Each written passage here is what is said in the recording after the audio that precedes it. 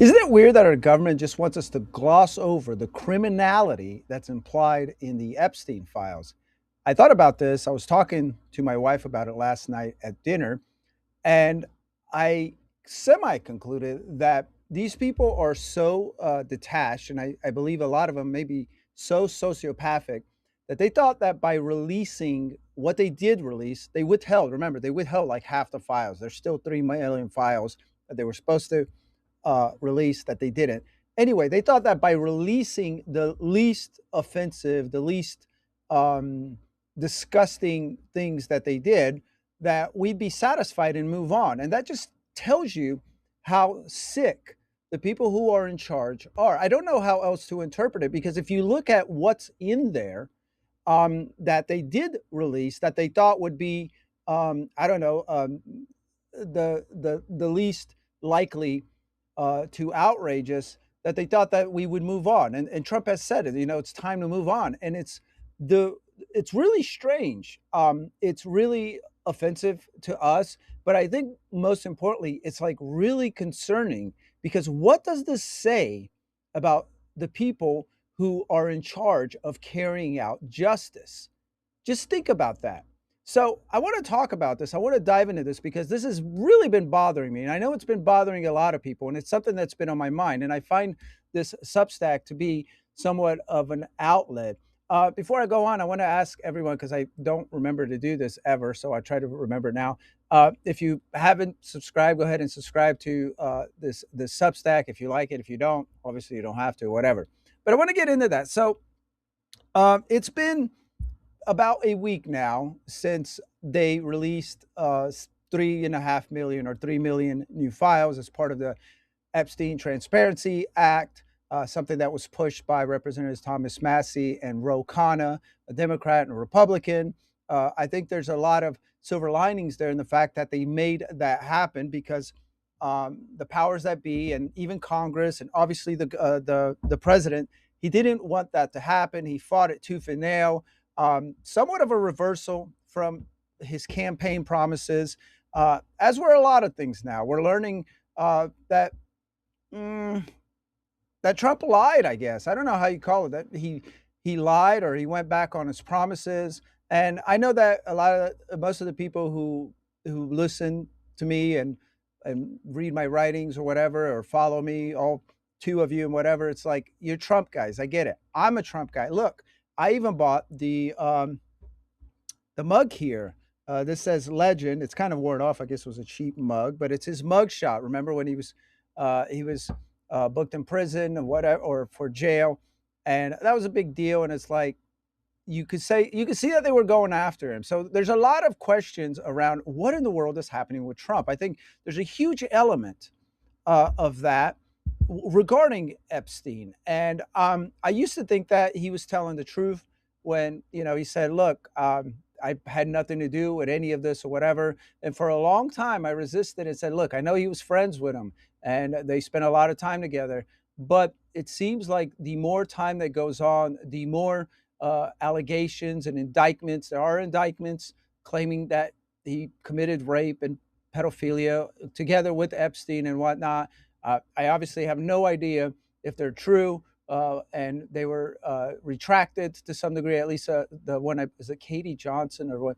The one that I read. It's really disturbing. Lots of disturbing stuff out there. There are other allegations. There are multiple allegations against the president. Let's just put it that way. But I want to focus first of all on what we're learning and how absurd it is that they just expect us to move on. There's obviously, like I said, there's millions of files, and there's lots of stuff in there, and they retracted. I mean, they redacted some of the names of some of these emails where you're kind of like, well, who is sending him this? Who's saying this? For instance, there's one that someone sent to Jeffrey Epstein. He said, "New Brazilian just arrived, sexy and cute, 9YO, meaning 9-year old." And you're like, oh, wow. So it seems like he's saying, hey, I just received a 9-year old and she's sexy and cute. Who's sending him this and why is this redacted? Right? There's another one where He says, "Where are you? Are you okay? I loved the torture video." And this is someone sending it to Jeffrey Epstein. And you're like, oh, so Epstein is either sending him torture videos, or he's telling Epstein that he has torture videos, which is illegal, by the way. And that is redacted too. And again, another example of something that you would think the Justice Department would say, wow, that's pretty interesting. We should look into that. But they didn't. Um, here's another one from 2014. Someone sent this to Epstein. It says, "Thank you for a fun night." So obviously Epstein was involved. "Your littlest girl was a little naughty." Um, it doesn't say how old that was, but again, you're seeing the pattern here, and we're seeing a lot of famous people being implicated. There's some backlash actually going on in Europe. Some leaders there, officials there, they're getting in trouble because they were listed in this. No one is getting in trouble here, though, and a lot of it is because they don't seem to be interested in what's going on here, and so it's like we live in a really crazy world, and a lot of us perhaps did not understand this until we saw this has been happening for obviously a long time. And so they released these things, and it's because we pressured them. They didn't want to, obviously, and then we have a glimpse of how bad it is, but we don't really know. We literally know the half of it, if even that, because if they release the other half, we'll know the other half of what they should have been releasing. So imagine how bad this is. And imagine again the fact that they thought that they could release this and that would satisfy us. And we'd be like, oh, yes, thank you. And now we'll move on to our regular lives. And this is what Trump said. He said a few days ago, he's like, it's really time for the country to get on to something else. And it's like, really? That is such a weird thing to say. Like, what kind of benevolent leader does that? Have you ever heard of? Can you imagine, like, if you're, let's say you work, you work in a company, and there's rumors or something, and then you find out there's some documents revealed that someone was being like raped, right? It was like being beaten and raped, and everyone says, hey, we want to know what's going on. We need transparency here at work. We don't feel safe. It's like it's your job, we to create a safe environment. And so then they come out and they say, okay, here's what we learned. Someone is getting raped and beaten in here. It's like, will you move on now? It's like, what? Excuse me? Where is the freaking accountability, man? This speaks to the degree of vileness, to the degree of evil that's so pervasive in power. And I think this is a wake up. This is a wake up call. I know that some people don't think this is as big a deal as it is. They're like, oh, Epstein, there's like so many more other important things. And I'm not saying there's not other important things. But if you fail to realize the implications, what this all really means, it's because you don't understand the gravity. You don't understand what all this means. This is, who was it that said, I forgot who said, was it Whitney Webb in some interview maybe a year ago? She's, this is about the people who rule the world. This is about a network of power. These people are all connected, and they're involved. They shape the economic policies. A lot of them are in government, and we know that a lot of them are in government because they're suppressing this. So our government, which is funded by us, which is rights, which depends, gets its power. It's supposed to get its power from us. Obviously, that's not. They don't believe that at all. We are in a weird age. Well, it's not. I guess weird. It was weird that self-governance at some point there was some semblance of it, and so now we're learning that that's not happening at all. I do not think that you can look at what's happening here and still believe that were necessarily in charge. Now, I think there is an element of that. I think, again, the fact that we got some of these things released, even though they told us there was nothing more to see. Remember in June, that memo from the FBI, nothing more to see here. Everything, we looked over the files, and Cash Patel said it too, and Dan Bongino, and everyone's like, yeah, this is it. Nothing to see here. Everything that is to be revealed has been revealed. The guy killed himself. It was just him and Ghislaine apparently satisfying their deviant lust with thousands of girls. It's just them. They didn't traffic to anyone. Then we see the files. It's like, oh, really? There's a lot of other people involved here. And by the way, the royals over there in the UK, they deprinced Prince Andrew, because you know why? Because they know he's guilty, just like the files implicate, just like a lot of the charging documents and indictments out there and accusations. It's true, folks. It has nothing. Look, they're lying to you. They're lying to you. They're lying to you, and they're going to keep lying to you, and they're going to keep covering it up, because the people who are in charge are not like us. These people are not like us. You have to start understanding that. What's at the crux of this is what's at risk is self-governance, our ability to determine the laws, the policies, and the people who we have as leaders. They have usurped powers. They should have never done it. We have rogue government agencies that have for decades been engaging in rogue operations. They never got our permission to do any of that. They never got our permission to go and overthrow governments all over the place. They never got our permission to kill civilians all over the world. They never got our permission to put hundreds of bases all over the world. None of that ever happened. None of that ever happened. They just did it. They did it, and they still do it. They have these massive bills where they cram everything, and nobody knows what's in them. We just learned there's like $5 billion for refugees. Well, we never said we were okay with that. There's all sorts of stuff that they cram in this. This is so off the freaking rails that it's insane. It's absolutely insane how off the rails it is. And I think the only reason there hasn't been massive upheaval and some sort of revolution, violent or nonviolent, is because a lot of people are just asleep. And as I was talking to my wife about it, and I was like, how can everyone not care and not be like so outraged? And then I said, I could kind of understand too, because I took it from, there's a risk that if there's going to be serious pushback, if there's going to be some sort of real change, it's not going to be easy. It's going to be painful. When you have this much rot entrenched so deep, that means you have to really uproot. And when you uproot from something so deep, as anyone who's trying to take out bushes and various trees and whatnot, you can see like you really have to put a lot of effort into it. And the more you pull on it, like the roots are deep or whatever, and the ground around it starts coming up or whatever. That's what we're going to be dealing with. So there's going to be a lot of disturbance. It's not going to be painless. And I think maybe there's a semblance of that. There's something linked to that where people they don't want that disturbance. And again, I get it. I love my home. I actually love my life. I get up. I get to do a job that I enjoy, and I get to work what I enjoy.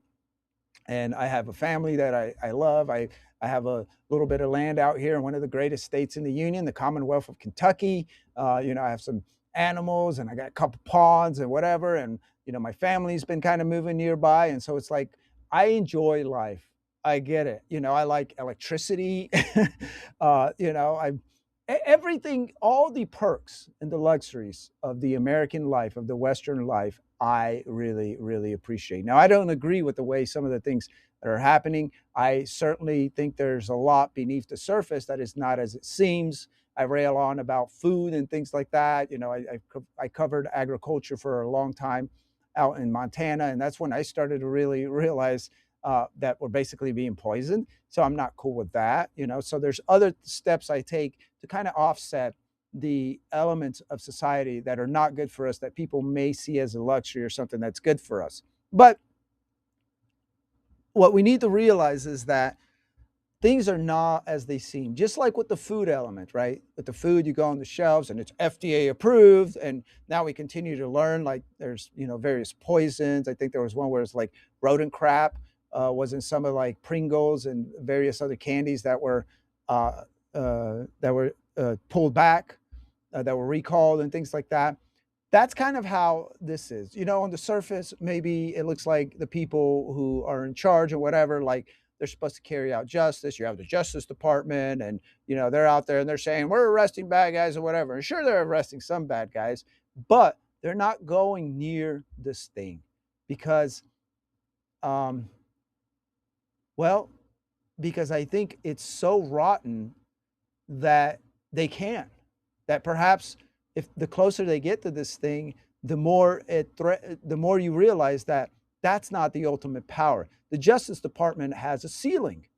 And then the question is like, what comes after that? Because there seems to be a power over that, behind that, beyond the Justice Department, beyond the presidency, beyond the Congress. There is obviously a power beyond that because that's what's at stake here. That is what's working here because there is absolutely no other reasonable explanation for why.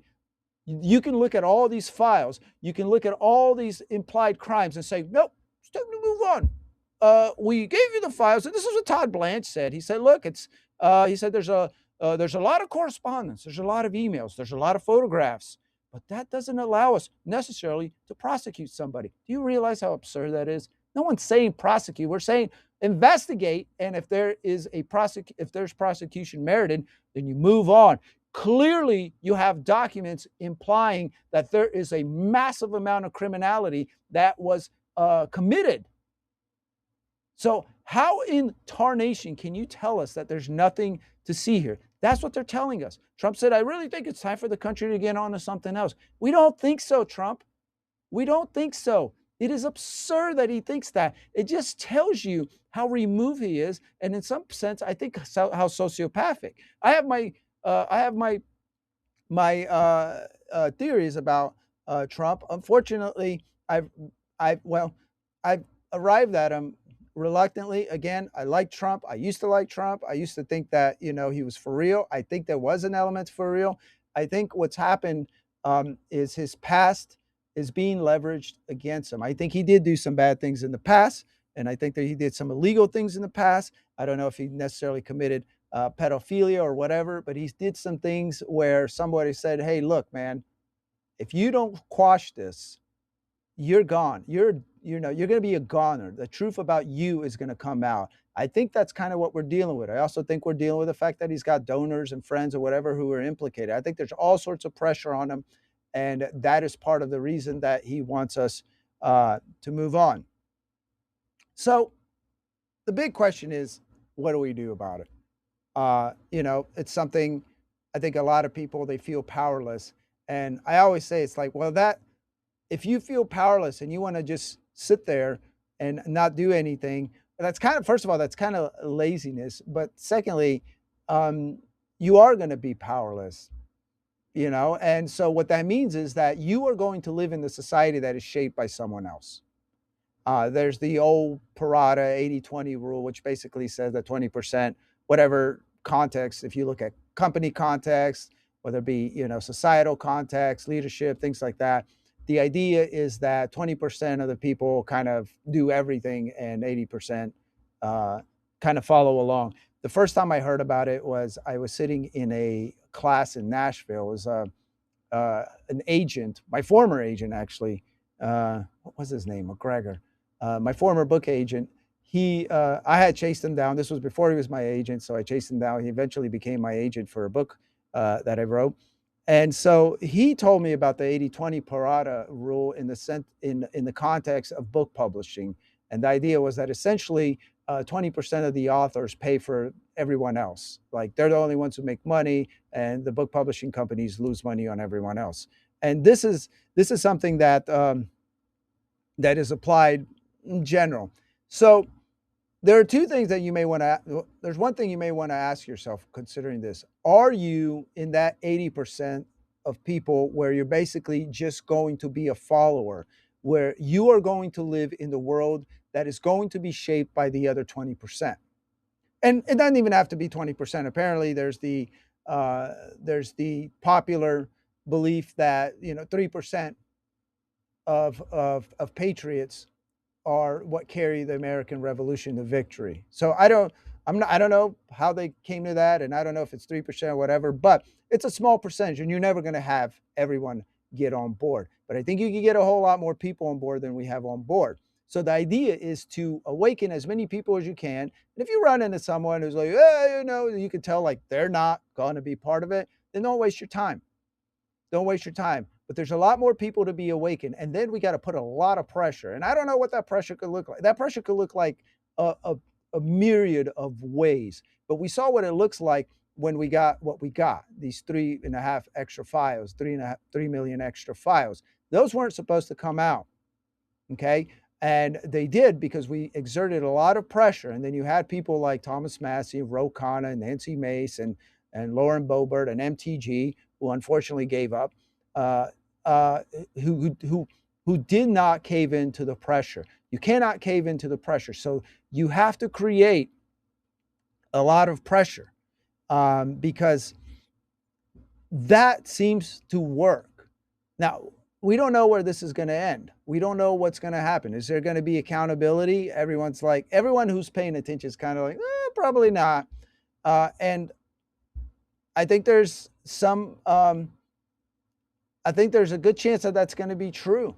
These people are so entrenched, the rot is so deep that accountability would entail that the whole system collapses. And a lot of people don't want the whole system collapse. I don't. But I thought about it. It's like we said, to get to the other side, there's going to be disturbance. I remember my pastor back in Georgia. I attended a mega church, and I actually enjoyed this pastor a lot. I was there for 5 or 6 years out in Gainesville, and he taught me a lot about.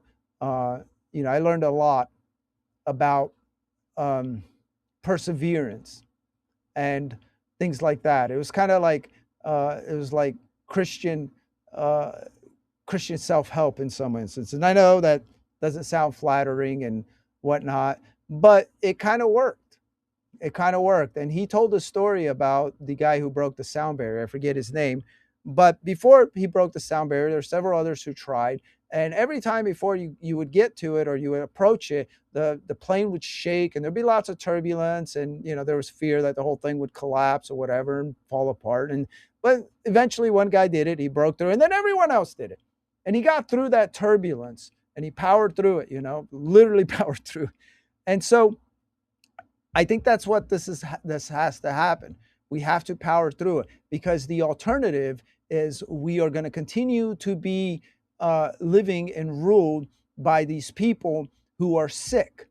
This is what evil looks like.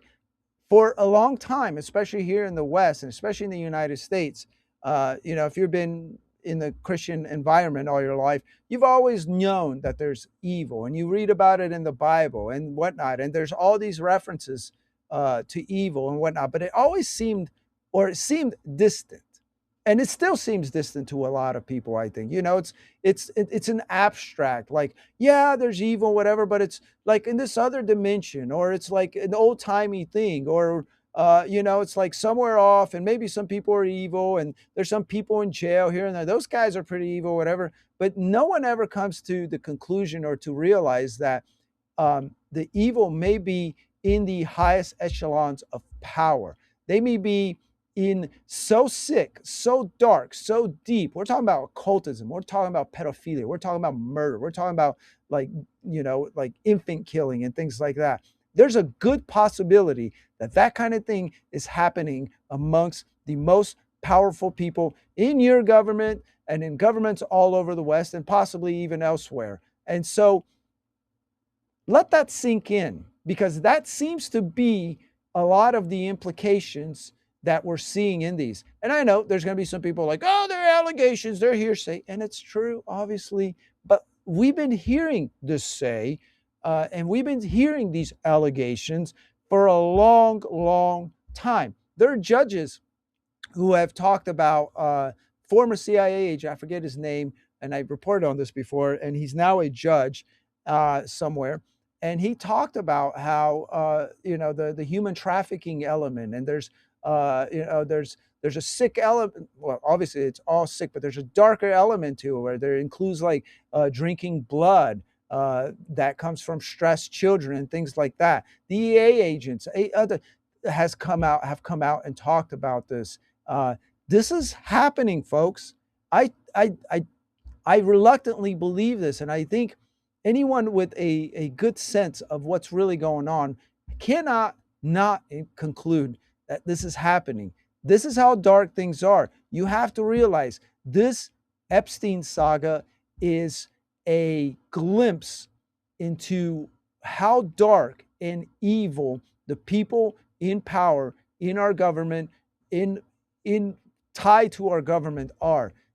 It's really deep and dark, people. You have to realize that there is more to this than some sort of like TMZ like saga about some rich guy who had all these connections who raped. This goes so beyond that. And so this is where we are. Uh, we are at an interesting place. I think, in a way, it's a better place than we were when we weren't necessarily talking about this, because clearly this has been happening for a long time. There are lots of other things that have been happening for a very long time, and it's coming to light. It looks dark. There's a lot of turbulence right now, but we have to get through it. And that's not going to be painless. We know that. But I would encourage everyone who is watching, who is concerned and whatnot, to first of all, to stay in prayer, stay close to God. That's what keeps me. That's what keeps me upbeat and going. That's how I sleep well and eat well, and I can talk about all this dark stuff and whatnot, and I won't lose a wink of sleep and whatnot, because I know that God is in control. And it may be that justice is not, we're not going to get justice on our own. Maybe what we're looking at is the arrival of Jesus Christ, the return of Jesus Christ. And maybe that's the only way that this is going to be righted, because it's so dark, it's so deep, it's been happening for so long. These satanic, diabolic people are so entrenched. They have so many avenues of power that Jesus' return is the only way that this could be righted. It's quite possible. But I don't think that gives us permission to sit by and just allow this kind of evil to happen without putting some sort of effort. Imagine if your child, your daughter, your little kid was somehow involved, abducted or whatever, and some of the and he was like raped and put it in like and held hostage. Can you imagine that? Like, you don't want to imagine that, but this happened. This happened to like lots of people. You should be outraged. You should be outraged, because it's not good for good people, decent people, not to be outraged and to allow this kind of evil to happen.